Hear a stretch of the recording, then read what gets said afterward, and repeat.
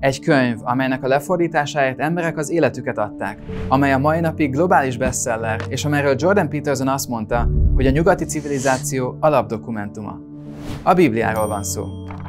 Sokan egy puszta mítoszgyűjteménynek tartják, de vajon miért tekinti mégis több milliárd ember megbízhatónak a Bibliát?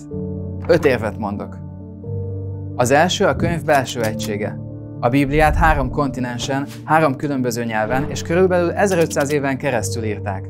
Bár elsődleges forrása Isten, mégis több mint 35 különböző szerző vetette papírra a sorait különféle irodalmi stílusokban.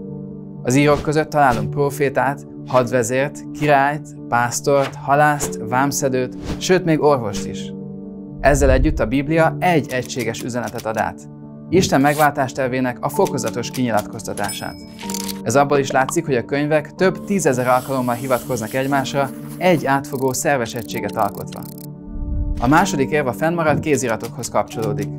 A Bibliából több kézirat áll rendelkezésünkre, mint bármely más ókori dokumentumból, és az Új Szövetség esetén telt el a legrövidebb idő az eredeti kézirat és a legkorábbi fennmaradt másolat keletkezése között.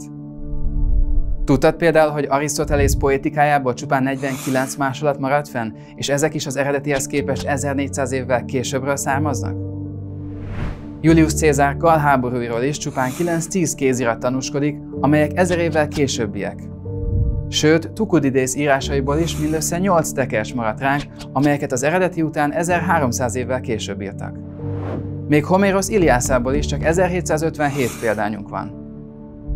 Ezzel szemben az Új Szövetségből több mint 25 000 kézirat áll rendelkezésünkre.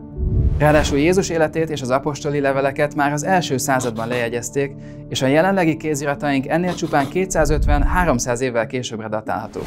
A harmadik érv a Biblia megbízhatósága mellett az, hogy szemtanúk írták le.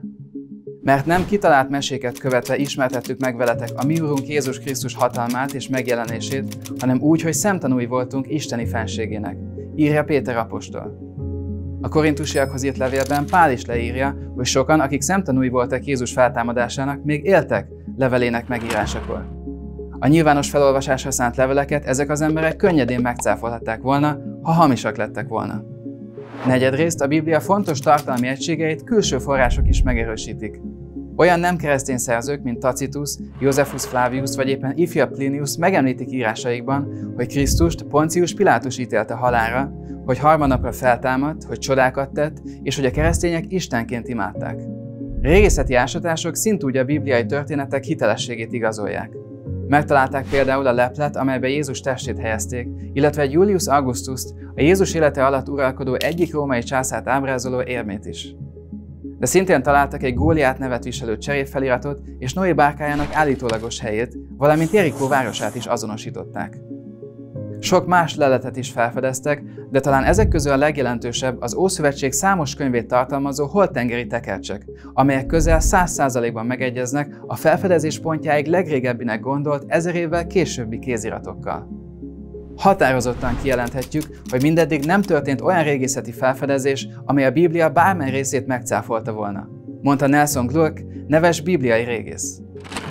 Ötödrészt a Biblia legalább 60 olyan eseményről számol be, amelyek konkrét proféciák beteljesülései voltak.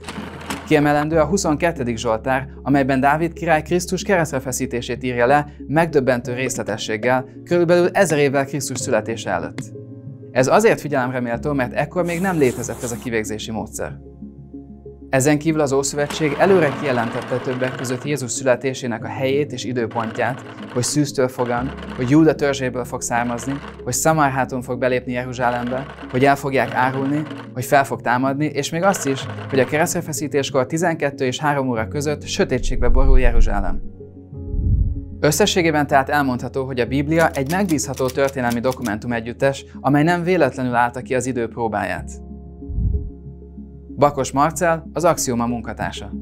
Köszönjük, hogy megnézted ezt a videót! Kövesd az Axioma tartalmait YouTube, Facebook, Instagram, Twitter és TikTok csatornáinkon, vagy látogass el honlapunkra, az axioma.hu-ra, ahol a hírlevelünkre is feliratkozhatsz.